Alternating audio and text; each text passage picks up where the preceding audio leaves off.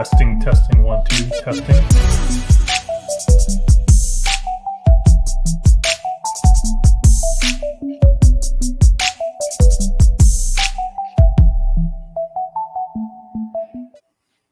Welcome, ladies and gentlemen. Oh my goodness, we have a little bit of a blur. Can it work? Do you see this? Should. All right, there, boom. There. All it took was a little bit of a hand motion that cooled down. Jedi magic. Welcome, ladies and gentlemen, to Rescue Owners Live. My name is KIRK. I am your host, and you're on with the one and only Beth MOTE. And this is Season 2, Episode 8. Welcome to Rescue Owners Live. If you are joining us for the very first time, we would love to welcome you by getting you into our, what is it called? Our email list? Sure. Sure. Okay. So I don't know. How do we do that? You can. I'm putting Beth on the spot. I literally didn't tell her what we're talking about tonight. This is great. I will put a link in the chat. Love it. So Beth's going to put a link in the chat. Meanwhile, what we want you to do is in the chat, go ahead and throw in where you are tuning in from. We would love to know. We have literally a worldwide audience listening to Rescue Owners Live today. In case you've never joined us before, I do want to kind of clarify one thing. What is Rescue Owners Live? Rescue Owners Live is a live show with Beth and I. And what we're doing is we are helping you grow your business more effectively, efficiently, and profitably, all while achieving your personal, professional, financial goals. So everything that we're going to be talking about on the show for the past year and years in the future is going to be about growing your business, whether that's in the sales category, whether that's in the operations category, maybe it's in the marketing or administration. Whatever that looks like for you, we want to be here to help you grow your business. And we do that by two ways. Number one is bringing content directly to you guys. We are Grant Cardone licensees. What that means is over the past 4 years, we have been training on Cardone University and gone through a licensee training, which we are allowed to deliver Grant Cardone's material to you guys. And so what we do is we go around literally the country consulting businesses just like yours on sales, operations, marketing, and administration. And so the sales piece is heavily in the Grant Cardone corner, as you can imagine. And tonight, the topic at hand is we want to talk about follow-up mistakes. How many has made, I'm just curious, have you ever made a mistake in follow-ups? Because I know I have. And Beth's laughing because she's seen me make those mistakes many times. I have too. Like live too. I wasn't just making fun of you. Yeah, no, it's true. I'm not perfect. You're not perfect. And if perfection is what you're going for, you should stop now. So what we want to do is we do want to help, get you more polished, get you, there's going to be certain questions that pop up that you're going to notice that every single person in your pipeline asks. There's going to be certain objections that every single person, asks or says, like, hey, not interested. Oh, I'm so sorry that I called you and interrupted your lunch hour. Have a nice day. Like, did you just lost a sale? But imagine if you were to have an answer for a not interested. Imagine, Beth, say it to me. Not interested. Of course you're not interested. You don't have enough information to be interested. Beth, let me ask you, when's the last time? And then you go into your first fact-finding question, whatever that might be. And so now you're in communication. And so if you don't know how to have those conversations, if you immediately get shut down on that first objection, then you're losing out on so many opportunities. Because if you're anything like me, I got a big vision. My vision is to create a world where no one dies from sudden cardiac arrest. And I can't do that without a team. And so I know that my product and service is going to help my clients out. Their life is going to be so much better with a defibrillator in the home, in the office, in their community group, with the proper training of how to use that defibrillator than without it.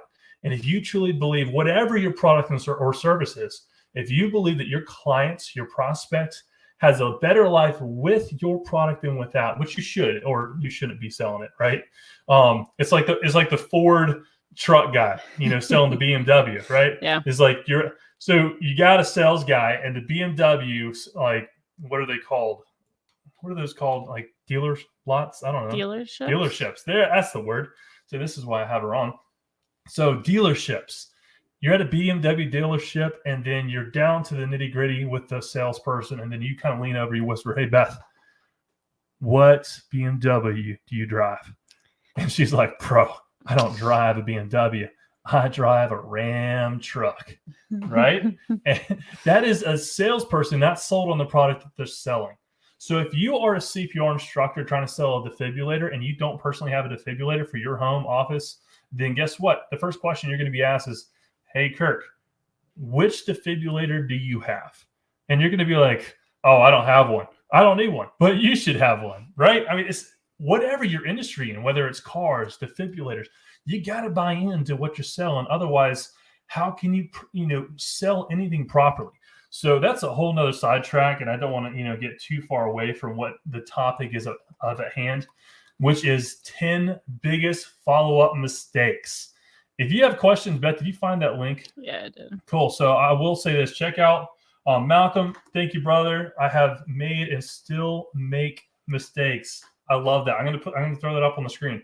Look, this is Malcolm Smith. Malcolm, thank you for joining us tonight, brother. I appreciate your support. This is awesome. Like, you're not the only person that are making mistakes. Everyone makes mistakes, and it's okay. I mean, that's a good thing in the sense of if you're not making mistakes, you're probably not doing anything at all. Most likely, because no one's perfect at something from the first try. And honestly, even if you've done it a million times, there's going to be something that catches you off guard at some point. Yeah. But the more polished that you are and the more that you've taken the time to really think through objections and what things are the most common that people say and how is best to respond to them, that's going to become more and more fluid. Yeah. And I see that we have people in Texas. We have gorgeous Minnesota. Did I say that right? Minnesota. Gorgeous Minnesota with a foot of snow. This is Heart Cert. Come on, Heart Cert CPR training. There's a CPR person. Tim Smith. Appreciate you joining us, brother. I know who posted that. And look at that. He is getting attention right there. Hey, if you want attention for your business, this is a live show and this is broadcast throughout the world.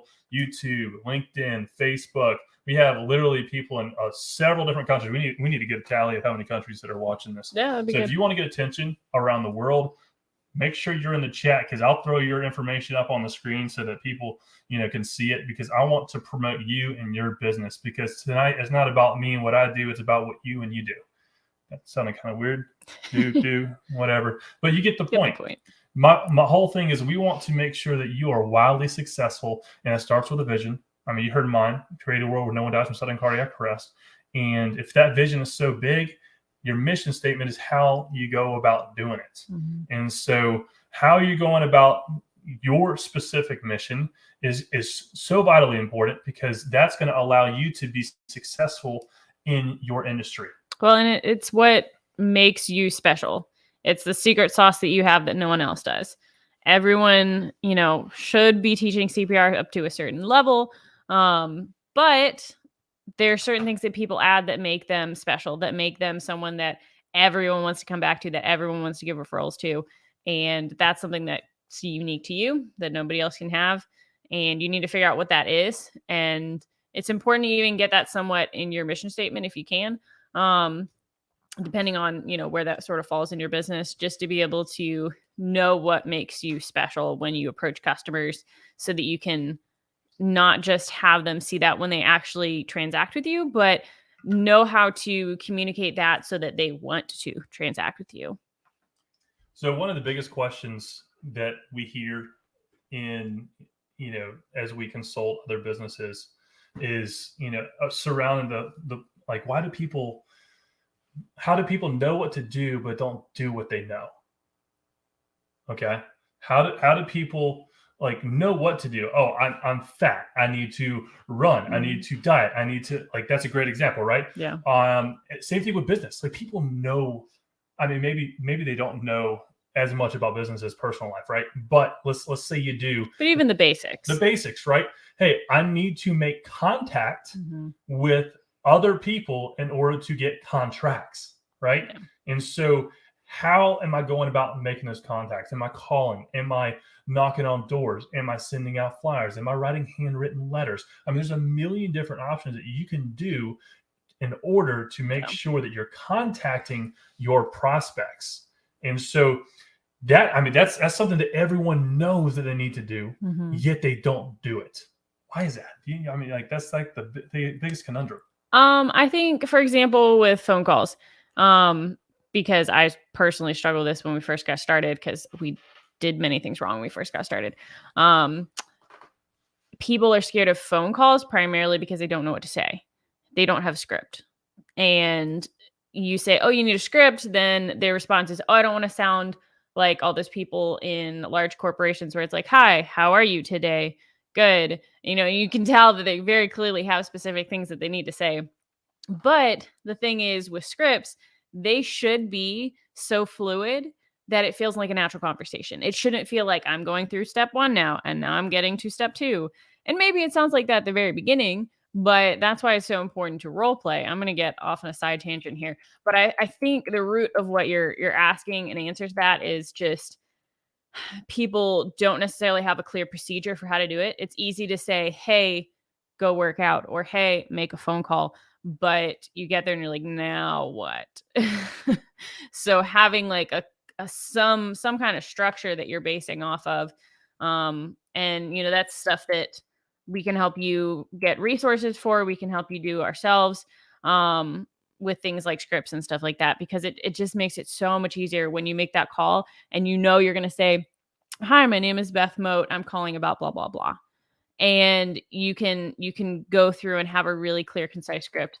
Um, and I did really poorly with that because you shouldn't say your last name. You should just say your first. And that's not like a weird like security thing. It's easier to say your first name. Be like, "Hi, I'm You don't Beth want with to the confuse Rescue them, Site." right? So if saying, "Hey, like, hi, I'm Beth with the Rescue Site," that's a great way to start your greeting, your name, and then your company. Because it just gets it up front. But yeah, I think primarily just people don't know what that looks like, even in a basic sense, because they've never done it. Yeah. So like when you have it, and when she says a script too, this isn't like you're reading, "Hi, my name is Beth.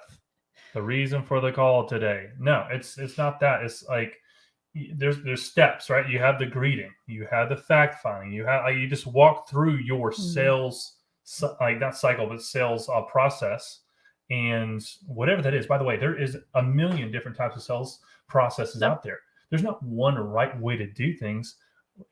And people ask us all the time about CRMs. Like, hey, what's the best CRM? There's Keep. There's HubSpot. The There's best one is the one you're Salesforce. going to use That's exactly right. at the end of the day. That's exactly right. Same thing with sales processes as well. Like I would say the best sales process is the sales process that you're going to use Mhm. consistently, because guess what? You cannot replicate your results if you don't have a process that you can show someone else to model.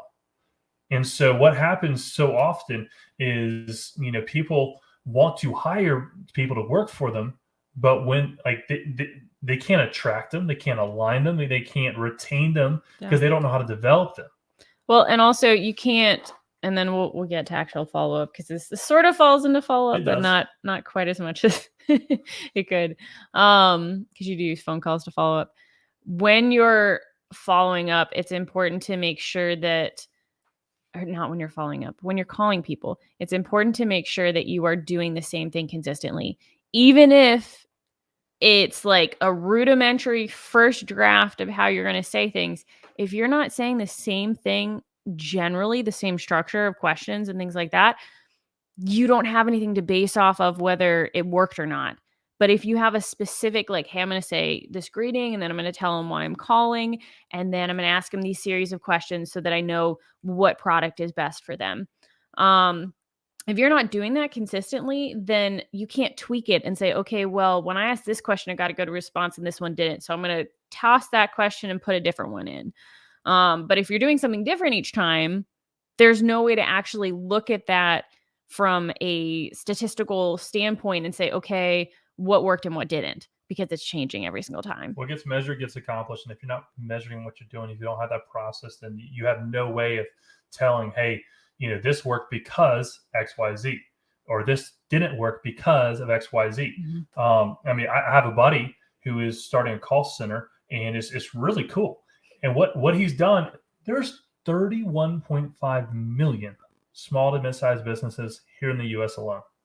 Do you think, and like, your entire lifetime, you'll ever get close to calling all those? Absolutely not. So guess what he's doing? He's saying, all right, I want you to make 250 calls today. And of those 250 calls, all I want you to do is say the greeting, and that's it. Hang up. That's it.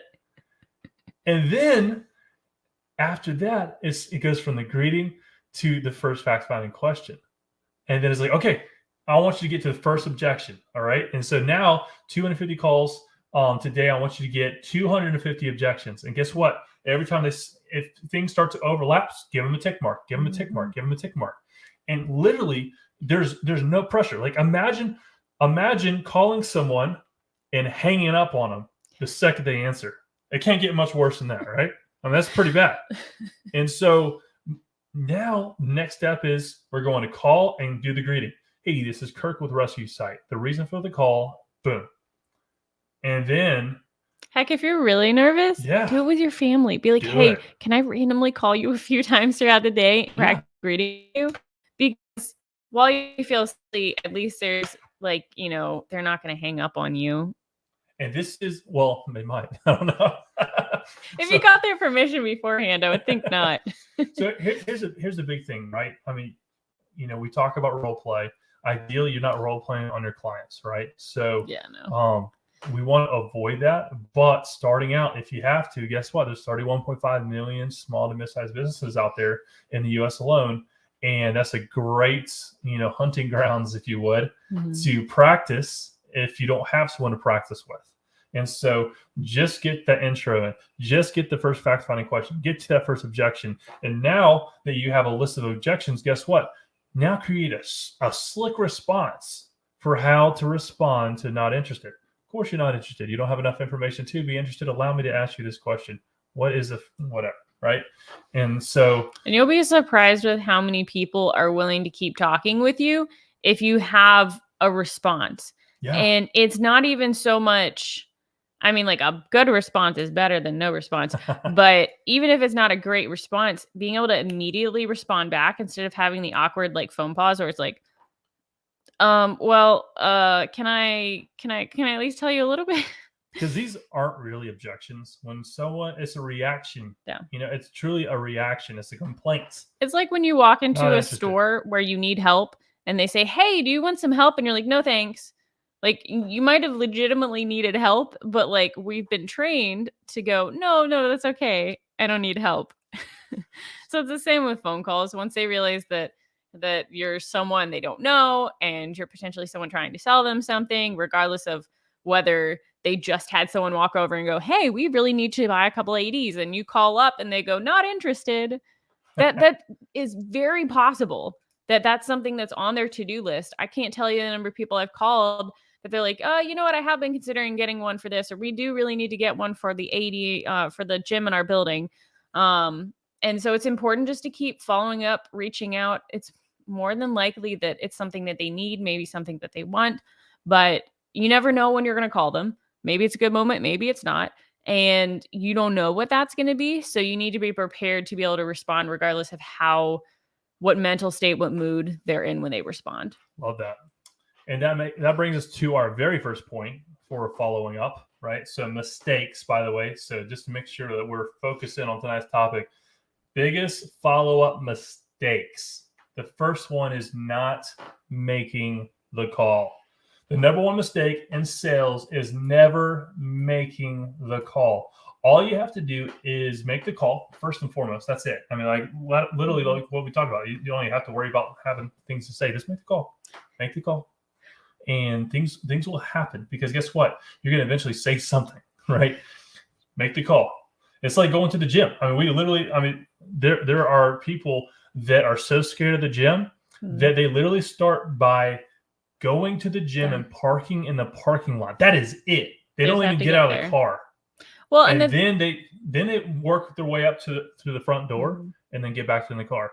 Then they walk in, use the restroom, get back in the car. And then like a few weeks down the road, now they're jumping on the treadmill. Now they're hitting the bike. Now they're moving some weights. I mean, literally start where you're at. And it feels like you might not be doing anything. It might seem almost silly, but what you're doing is you're creating a habit. Yes. And you're ingraining something in you so that when you get to a week, 2 weeks down the road, instead of just making a few quick calls that end really fast, you're comfortable enough to make 5, 10, 20 a day, and you're feeling confident at this point because you've gotten used to what it feels like to sit down and make a phone call to someone else. Because now you're better than 48%, almost half of people that are not making a call. So I don't care what you say. If you don't know what to say yet, make the call. That's it. Just make the call. And in specifically the CPR industry, hopefully this won't be. As much as I really want to believe that everybody on this call is going to be like, yes, I'm going to do this tomorrow, it probably won't be a problem. This probably won't be a huge influx. But dentist's office are a great place to start, because if you're super nervous about people being mean or hanging up on you or any of that stuff, I don't know if I've ever called a dentist office where they were mean. Like the receptionists, the secretary people at dentist office are just like super nice, super sweet normally. And so they'll be willing to entertain your questions. Even they're like, you know what? They're like, we have an AED. We're good. Thank you so much. Or you know what? They'll be like, let me get you the email of the person you need to email about it.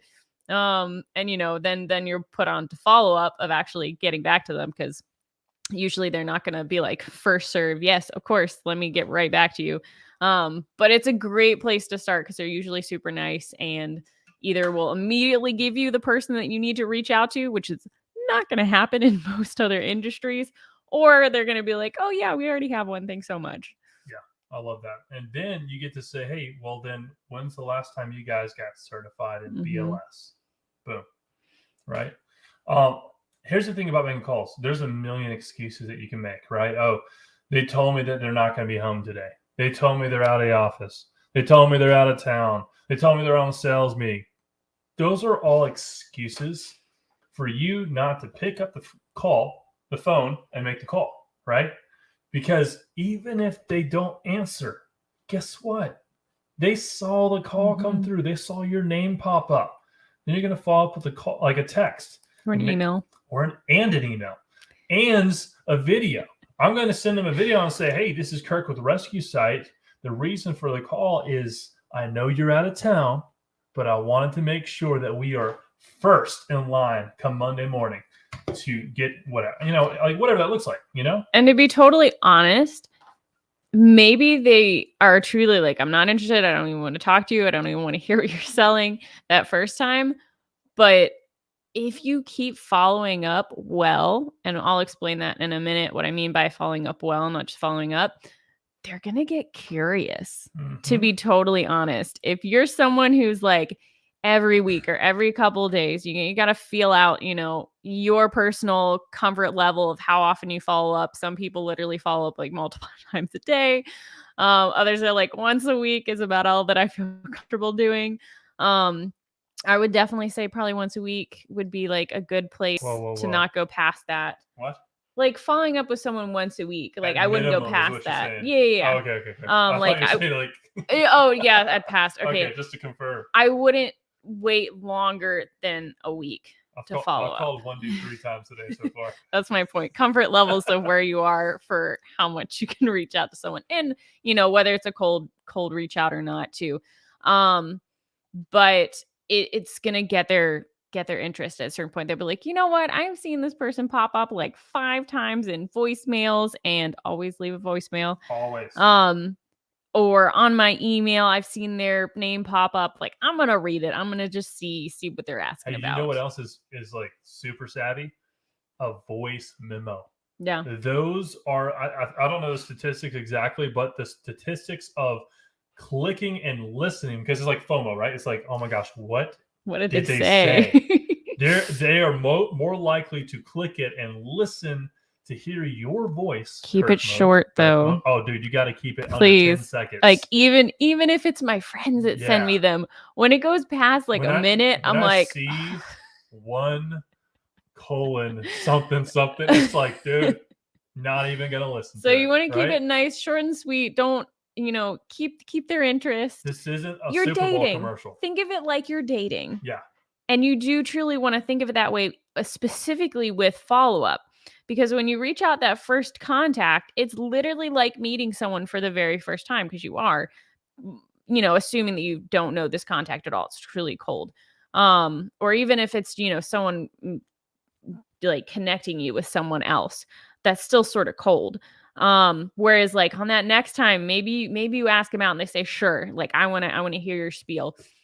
You're going to touch base with them again. Or maybe they're like a hard no, but you're like, you know what? I really think you need to go out with me. So you just sort of keep like, hey, I'm here. Hey, I'm here. Remember me? Yeah. I was pretty cool. And that's where, okay, hopefully I won't take over too much time. No, Feel free to jump good. in. But this is where it's super important to keep your follow-up interesting. Yes.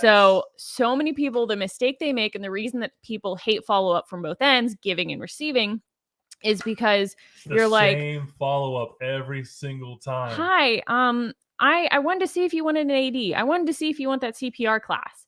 And that's all they say, whether it's in an email or a phone call. That is what is said every single time they reach out. Or saying, I'm just following up. Oh yeah, or just saying that straight up. Like Don't that. do that, dude. Horrible. So many reasons why that's not opportune. Optimal. That's the word I was going for. I love to say, are you ready to roll? Because like they know what I'm calling about, and it's like, hey, you ready to roll? Well, and things like, so for example, I had someone I've been reaching out to for months. I'd have to look back to see when I first reached out.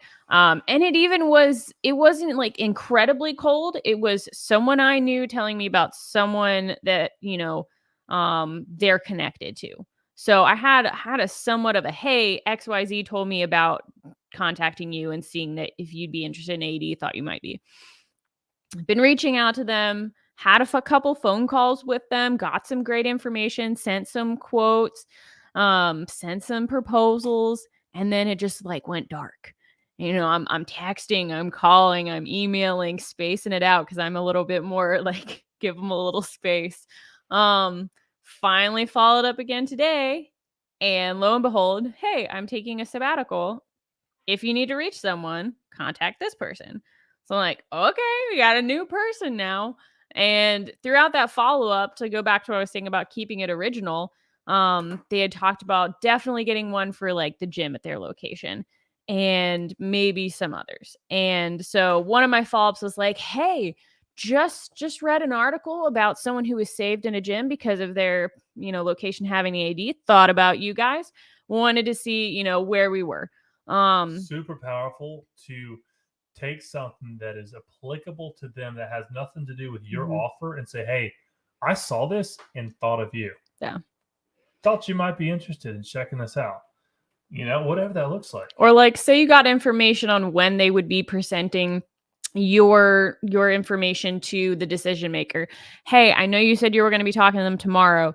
Wanted to check in and see if there was anything else you thought that they might want to know. Then after the meeting, hey, were there any questions that came up? Like even offer to be on the meeting. But if they say no to that, hey, afterwards, were there any questions that came up that you weren't able to answer that I could, provide some insight on? Look, part of your fact-finding questions, and this goes back to having a good sales process. I mean, if you're speaking to the gatekeeper or not really the decision maker, and they have to present this to the actual decision maker, I mean, you need to ask questions like, hey, who has done this in the past? What has a successful transaction looks like? How do you do business with other vendors? I mean, all these types of questions, and take notes. Yeah. You need to have a piece of paper right here taking notes as they're talking, and then of course transcribe those into your CRM so that they're there forever. Because you or someone else, like you can have a third party follow up. That's a great follow up too. And I hopefully I'm not like eating into your content. It's okay.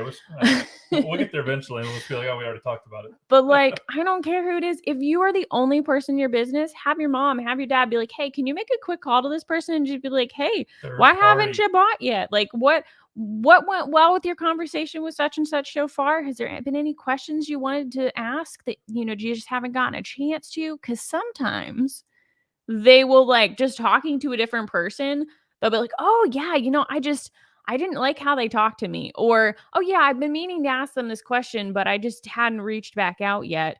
But it's just crazy how like that manager changes things so much. Like even like maybe they've been might like not like you, mean to you, or just like been like, fake nice to you, and then suddenly someone else comes on the line and they're like, everything changes and they're like, oh my gosh, They're thank like, you so "Man, much.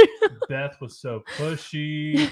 Thank you for calling. I want you to know that this, and this." And then guess what? Now you have their true objections. Mhm. And then now as the manager, You can be like, say, "Hey, well, if I can took care of those, boom, boom." could we make this happen? Like, would that still be something you're interested in? They'd be like, oh, of course, that'd be great. And guess what? These are all parts of scripts. And what I mean by scripts is like, again, you're not, you know, literally reading this. This is why we role play all these types of scenarios. When you role play, you know where you are in the sales cycle, where you're on the sales process, where you're on in the sales call, right? And you can up the ante with that. You can either like say this is the first time you've ever role played before for like work, and you're like, okay, I need you to be super, super easy to softball it. Yeah.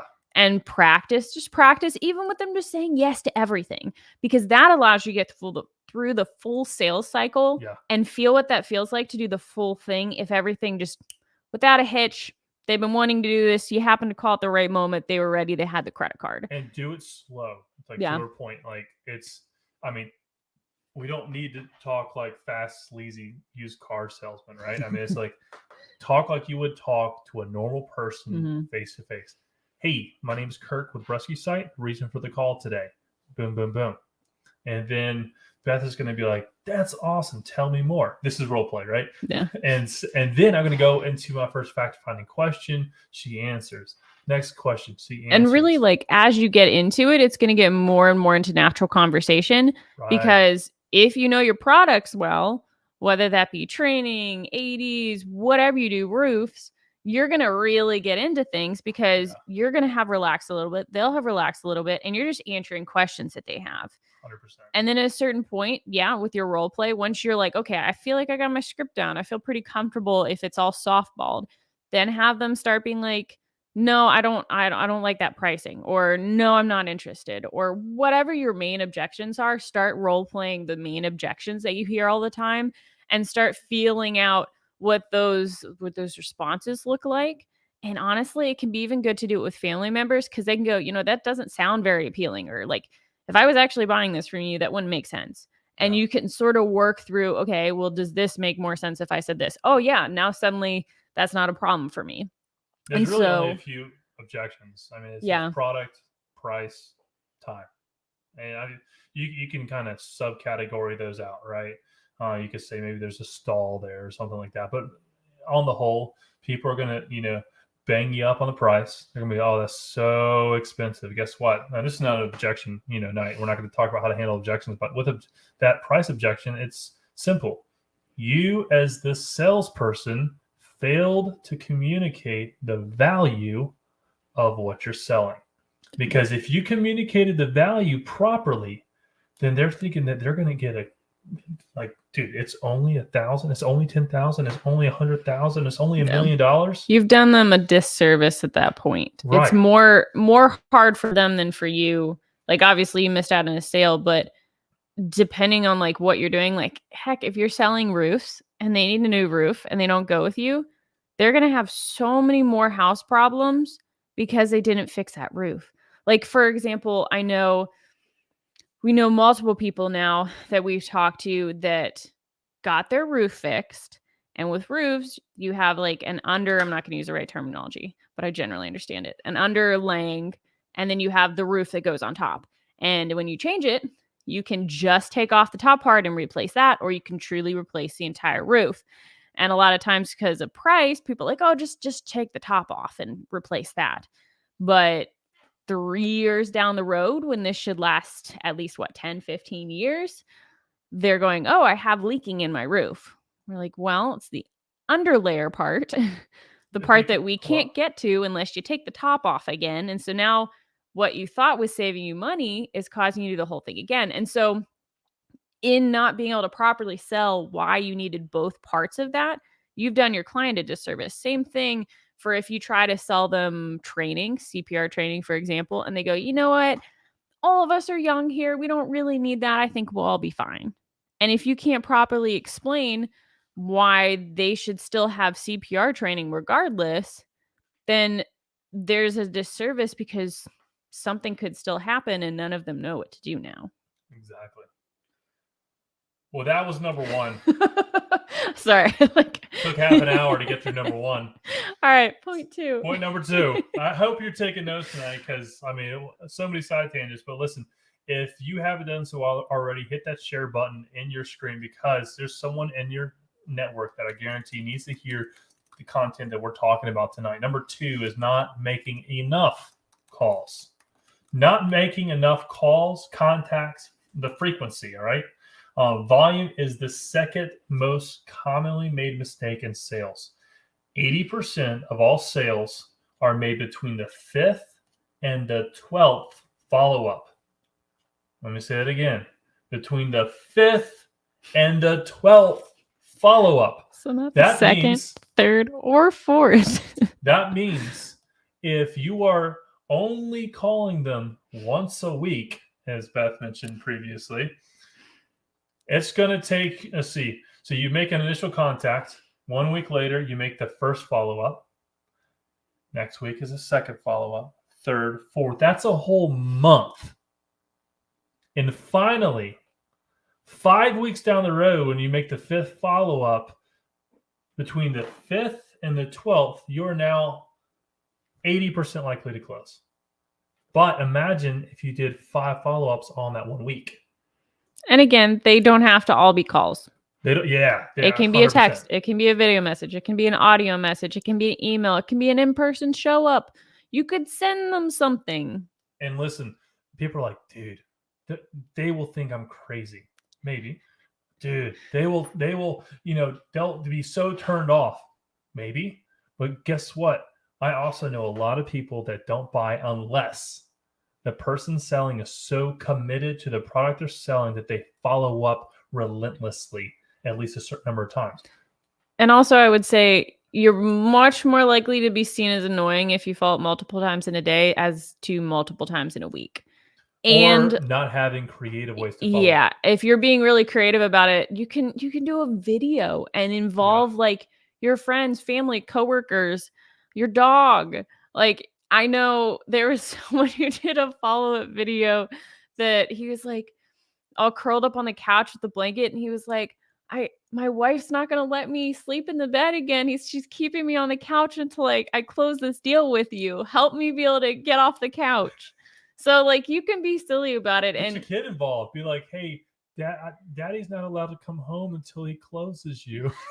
And again, just like be creative. You gotta feel at your clients, right? But sending them stuff, even sending them things like I had with that other person of like, hey, here's an article of how this was used in your similar kind of location. That can be super impactful too for them just to sort of see rubber hitting the road of, what, this really is something that I should get. And by the way, every time you follow up, you need to have some sort of call to action. You need to have some sort of way for them to transact. I literally had a conversation earlier today with a guy. I was like, hey, where are you with this? And he goes, oh, I have, X number of people ready, like interested. I was like, awesome. How many of them have you sent a proposal to? None.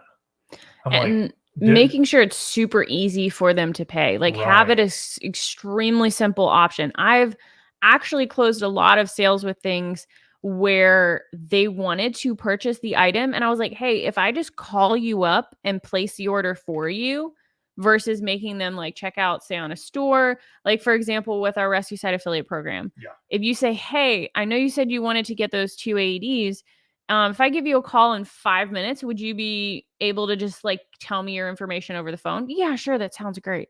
It's insane because it's no harder than them entering it in. Like for you, you're sitting there going, this is almost more work for us than you just entering it in because you know it. And I'm going to have to verify like spelling and all this stuff.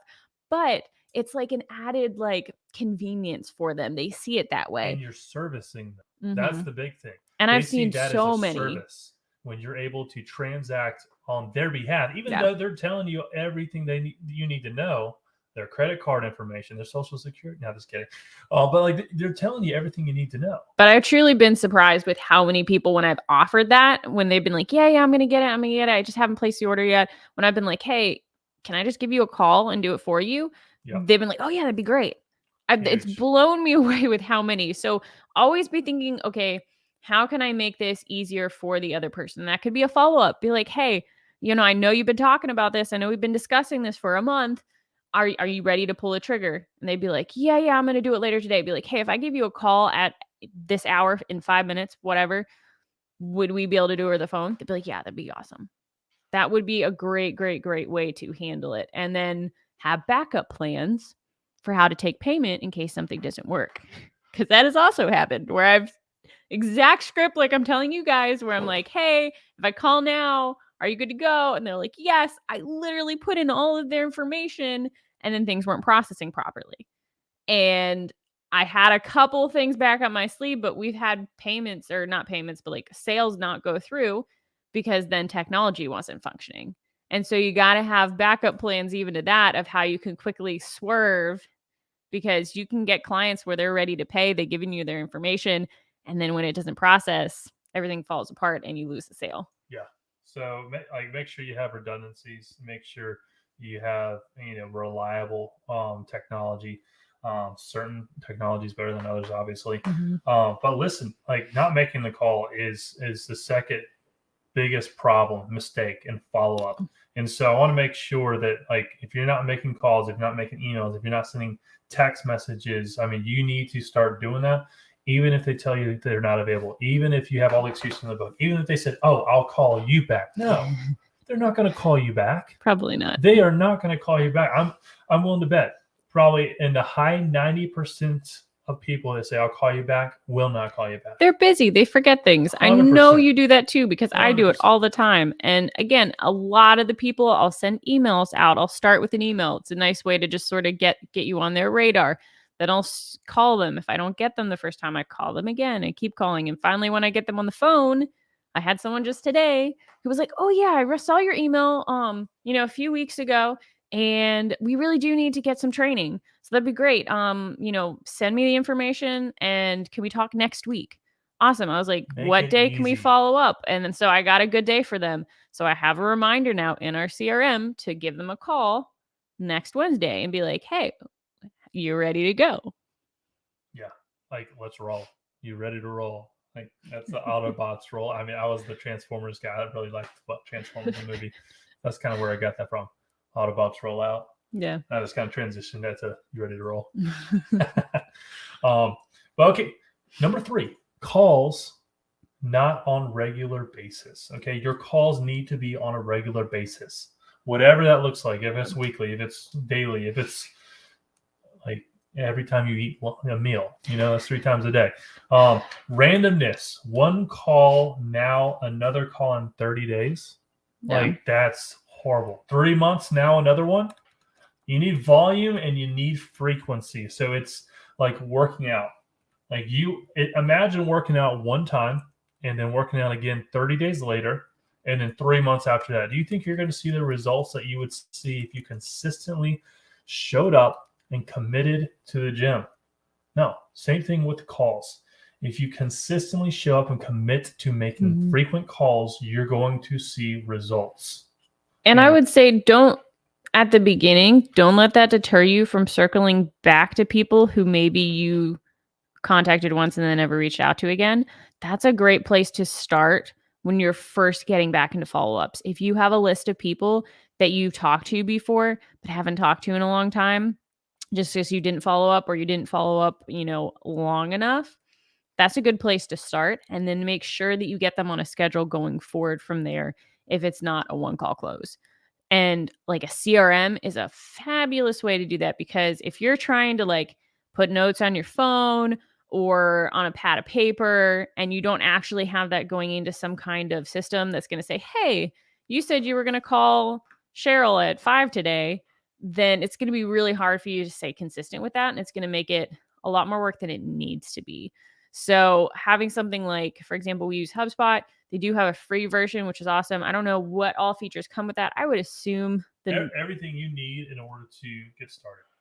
I was to say, I think their tasks features work with that. And so with the task, you can literally say, hey, at this time on this day, I want to have it send me an email and say, hey, follow up with Cheryl.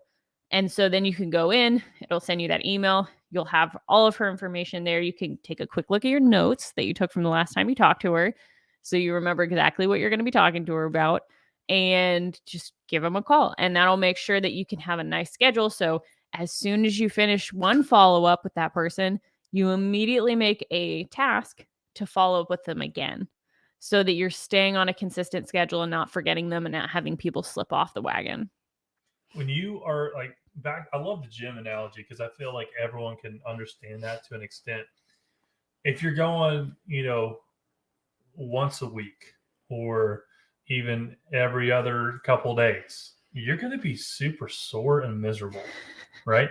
But if you go every single day, you're like, oh, Kirk, you'll still be sore. Yes, maybe. But think about it this way. If you notice the people that are out of shape and then they get into shape, right? There is a ramp up period to that point. There is pain, there is hurt, there's sweat, there's blood, there's tears, all that, right? But hopefully not blood. when you get up there to that level that you're looking for, you're going for, now you're just maintaining, and the pain isn't as bad. Yeah. And so the pain more comes from pushing forward and creating new breakpoints at that point. Exactly. So, once you get into a good rhythm with it, and it might take a couple months, I'm not going to sugarcoat that. It takes a second for you to truly be comfortable. But the more consistent you are, if you get up and truly make calls Monday, Tuesday, Wednesday, Thursday, Friday, even if it's just 5 to start, you're going to build that muscle. And next week after that, it's going to be a lot better than the person who made a bunch of calls Monday, skipped Tuesday, Wednesday, made a couple calls Thursday, and nothing Friday. If you can keep that really consistent daily thing, and that's why I say if you can start a little bit smaller, but be super, super consistent, you're going to be farther ahead than the person who makes 100 calls on Monday and then doesn't make a single call again for the next 2 weeks. Yeah. Find that number that you can consistently do, carve out an hour, carve out 2 hours before and after lunch, whatever that looks like, and hammer it. Because guess what? 90% of the people you're calling are not going to answer. It's going to go straight to voicemail, and you're going to leave them a voicemail, right? And it's easy at the beginning too, because you're going to call those 5 people on Monday, and then maybe you call them again on Wednesday or on Friday or next Monday. And so you have your list is going to exponentially grow just because of the follow-ups than if it would be truly just calling new people every single day. So I would venture to guess, and I'm sure there's some statistics around this, and we might get to it a little bit later, but people don't remember that you called them yesterday. Yeah. But what they do remember is the feeling that they have when they see your name pop up or the video that shows up. And so you want to make sure that that's a good feeling. And so being dependable and trustworthy are things that are a result of you being consistent in your frequent follow-ups. So make sure that you're following up on the regular, and that's going to be the best way to build trust. Yeah. And to get contracts. So I would highly encourage you to step up the game. It's being the stream, not the rock. So have you ever been in a river and seen, the rocks? Are they jagged?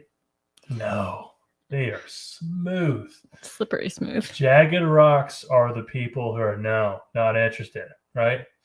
But if you're the stream and your frequency and you're consistent, you're gonna roll over those rough edges and make that contact, a prospect, into a contract because of your consistent, dependable, trustworthy follow-up. Heck, you might make them a friend because you're going to get to know them well enough throughout the process. And if you do things well with always having a cheerful attitude, always making sure that you're looking for ways to improve the experience or make things better or troubleshoot, that person's going to really like you by the end of the process. And so it's important to nurture that, and you never know what kind of friendships could even come from it. Because you want to make everyone feel extremely welcome and cared for and top priority. Number 4, mistake number 4, waiting too long to follow up. Waiting too long is a major mistake in follow-up. The speed at which you can operate will give you a tremendous amount of leverage in the marketplace. Follow up within the first 60 seconds. Yes, you heard me. Seconds increases chances of conversion by 320%. So that's having that email ready so that as Yes. soon as you get information from them, say you actually get into the call, they answer and they're willing to talk to you. You get the information, you're like, awesome, they need CPR training for 12 people. Perfect. Have stuff pulled up so you can be entering some of that information in on the call. So as soon as you hang up, you can be like, boom, boom, boom, send.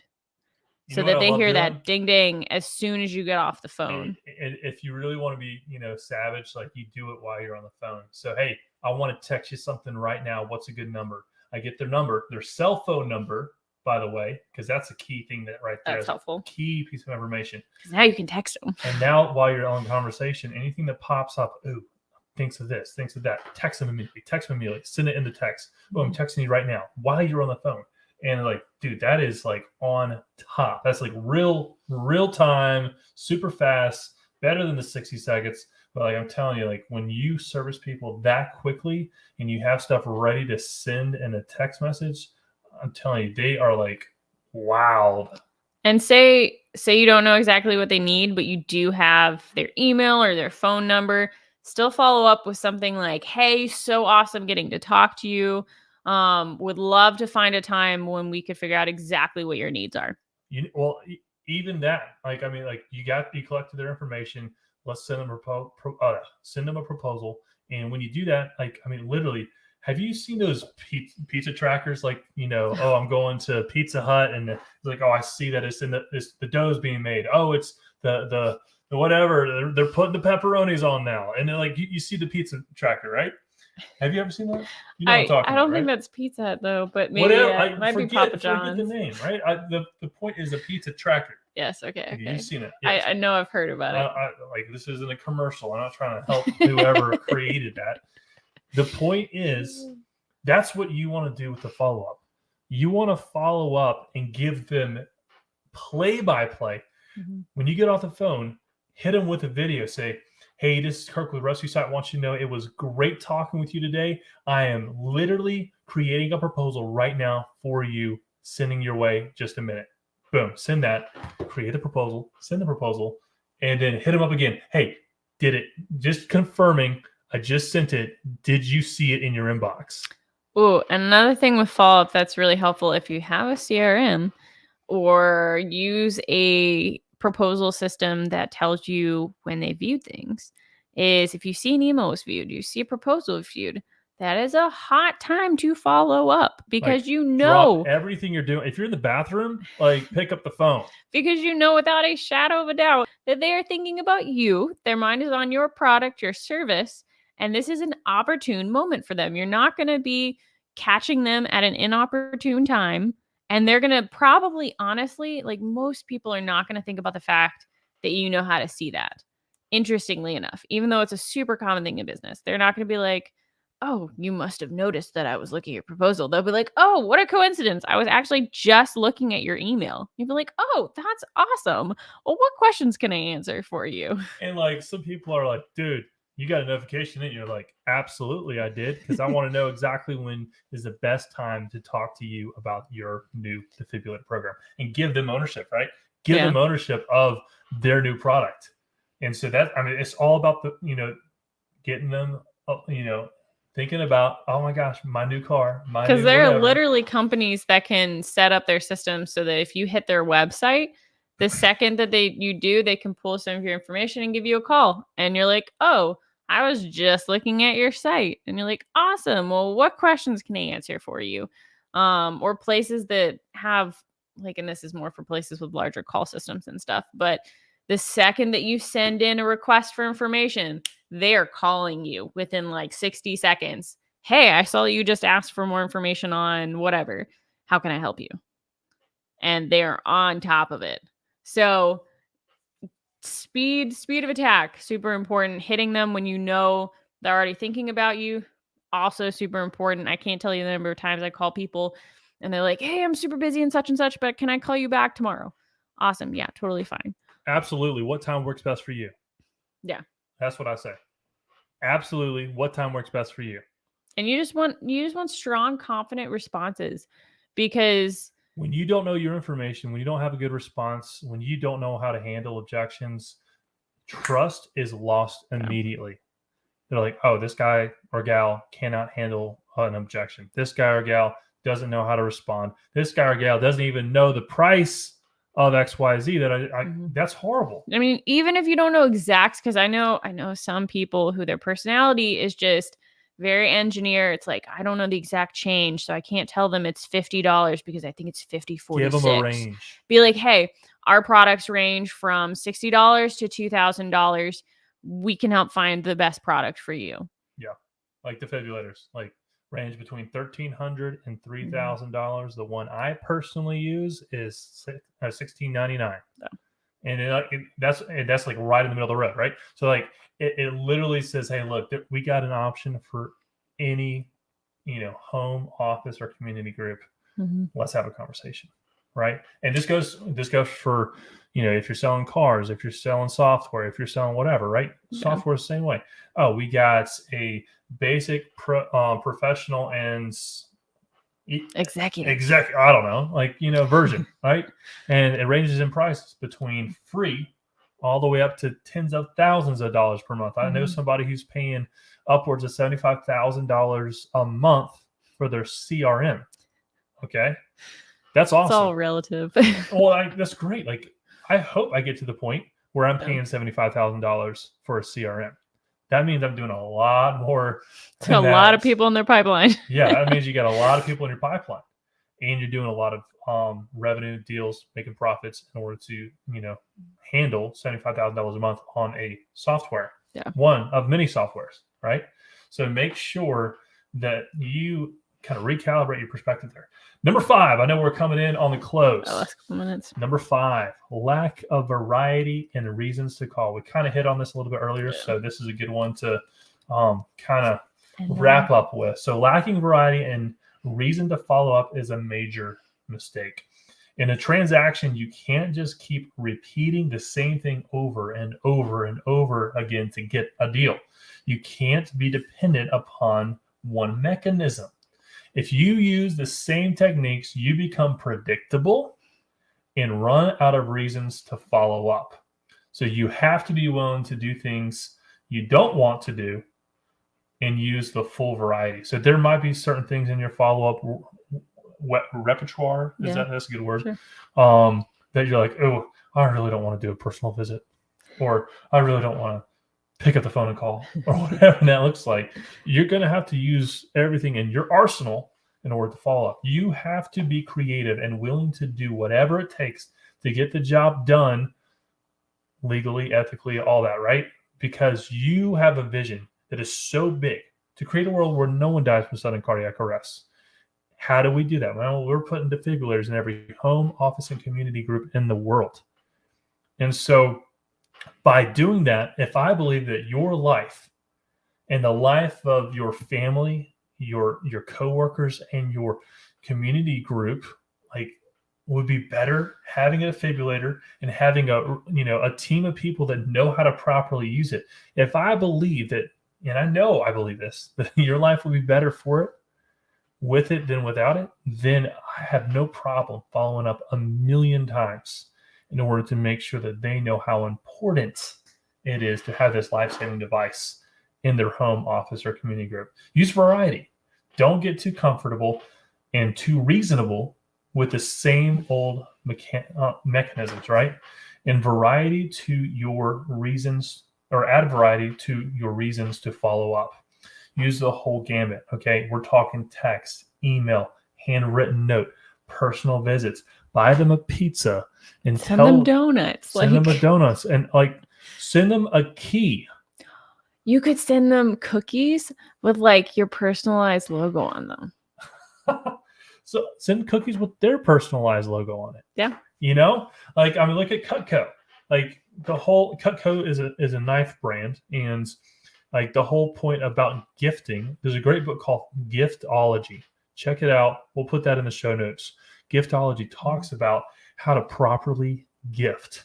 Yeah. Because no one wants to receive a shirt with rescue site services on it. Cookies are a little different because you eat them. But True. if you're going to give them like articles of clothing, bags, things like that, put their name on it. That will make more of an impression, Mm-hmm. and they'll remember you more than that bag with your logo that they're never going to use. Cutco knives, put their first and last name on it, or put the name of the person you're sending it to and their spouse. Guess what? If you put it on a Cutco knife or any kind of knife that's really nice, it's going to go into their kitchen, and they're going to see it every single day. And they'll remember you who sent it to them. So it's all about gifting properly, and so in coming up with creative ways. And with the other person in mind, versus a lot of times people get so focused on their marketing and their business that they can't get past that idea. Versus if you're truly customer focused and you truly care about the customer and not just making the sale, you're going to have gotten to know them well enough to know some things that they might care about, and B, be able to make it personalized to them versus just focusing on your business. Hey, was this helpful for you guys tonight? I hope it was. Like, throw in the chat one of your biggest takeaways. I would love to hear in the chat what your biggest takeaway is. While you're doing that, I'll give you 2 other creative follow-up, options. All right. So I talked about a pizza earlier. The pizza idea is to have whoever, Pizza Hut, Papa John's, whatever your, idea is, preference, and have them take a piece out and then put a note in there that says, hey, we're your missing piece. I mean, how cheesy is that? How cheesy. Look at that. Pizza, cheesy. I'm just rolling. But they'll enjoy it. They'll enjoy it because it's creative. It's out of the box. No one else has ever done that to them. I guarantee it. Or you can do the same thing with a key. Put a key in a personal note. Say, hey, we are the key to your XYZ. And so, like, coming up with creative ways for you to follow up and get their attention, because money follows attention. And with the key idea, it might even be cool to, just so it's somewhat versatile for them and actually usable, to get one of the keys that's not actually like cut yet. And so have some like cool something on it, like maybe get one of the designs, or you can just get a regular key, but something that they could actually then go and be like, I need a spare house key. I can actually use this. It's not a random key that I'm just going to like throw in the drawer. I can make this usable. And then it really is everywhere that they remember you. Yeah, I like that. Ooh, that's good. How can you make it usable for them? Yeah, imagine being on your client's keychain. You might have to start using that one. I like that. I just got that idea tonight. I was like, cool. It's not usable. I was like, oh, it could be though. That's usable. So, well, ladies and gentlemen, thank you so much for joining us on 8th episode in season 2 of Rescue Owners Live. I'm your host, KIRK MOTE, and we will see you next week and every Tuesday from 7 to 8 p.m. Eastern Standard Time. Until then, be great.